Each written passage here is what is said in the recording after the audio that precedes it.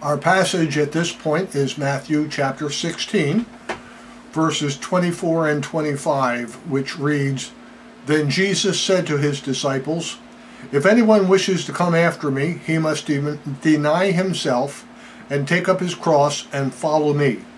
For whoever wishes to save his life will lose it, but whoever loses his life for my sake will find it.'" Now, in the age of grace, which is the age that you and I live in now, as Christians, the meaning here is somewhat different.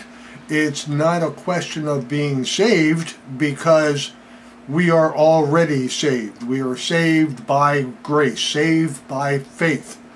And God's grace saves us. What Jesus did on the cross saves us. So we're talking about a slightly different context here, but a very important context. It's not about earning your salvation. It's not about deserving your salvation. You are already saved, but it's rather, now that you are saved, what is important to Jesus Christ? What pleases him? What will make Jesus happy with the life that you are living? And that is where this passage becomes extremely relevant. So listen to it again. "Then Jesus said to his disciples, 'If anyone wishes to come after me, he must deny himself and take up his cross and follow me.'" That is what Jesus wants from you. And if you're concerned about pleasing Jesus with the life that you live, then this is what you do. Bear in mind, our focus here is that ultimately Christ is the supreme leader of men and women. There's no doubt about that whatsoever. We are to think the thoughts of Christ. With my actions, with your actions, our intent is to glorify Almighty God, to feel the feeling of Christ, which is to say, one example of this would be disgust in sin.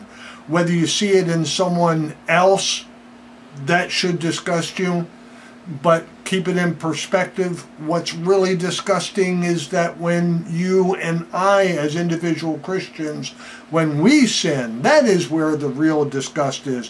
We should be disgusted with ourselves that we've given into it yet again. We need to be about working out the will of Christ, remembering that the decisions that we make as we go through the course of the day, will they make Jesus happy with the things that we have said and done, and our attitudes and our perspectives through the course of the day. The conditions of perfect discipleship.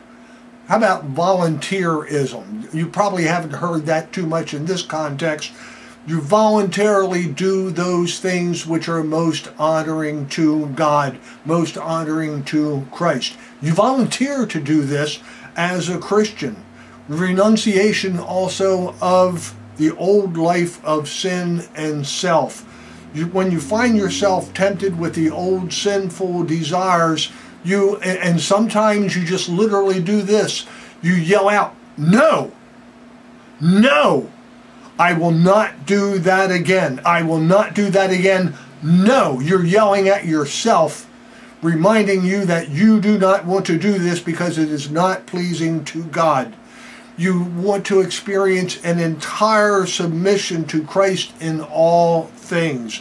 When you were saved, the intent then was to focus on doing things that Christ wants you to do in all things, in all areas of your life. He also hopes that you will be a little bit of a hardhead. Has your spouse, your parent, ever called you a hardhead? Good. Be a hardhead for Christ. Even when you shout no to sin, you're still going to stumble occasionally while trying to follow Christ, and you just don't give up. You don't give up and then do the sin anyway because you're stumbling again. No, you shout no. No, I'm not going to do that sin again, and you be a hardhead about it, and you stick with it. If you don't do it the first time successfully, you do it the second time. If you're not successful, then the third time. You don't give up. You be hard-headed, and you shout no to the old sins. You don't fall back into them again. Be a constant hard head for Christ.